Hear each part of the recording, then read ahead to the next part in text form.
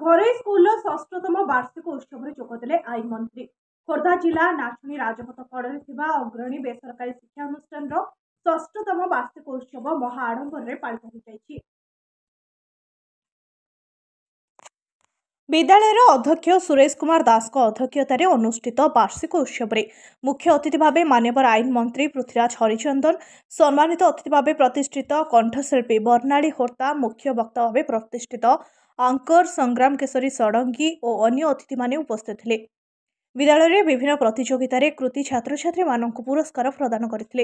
एथिसहित विभिन्न क्षेत्र में पारदर्शिता हासिल करिथिबा लोकंकु मध्य सम्मानित करा जायतिला।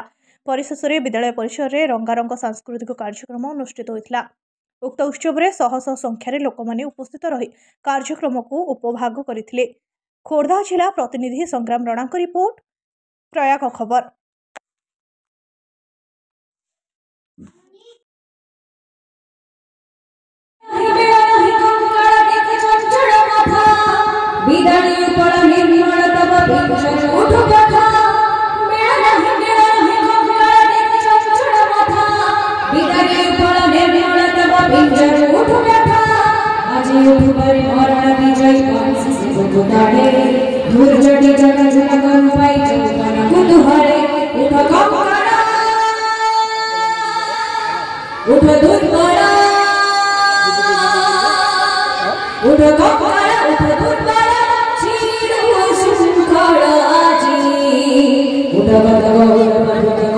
उठ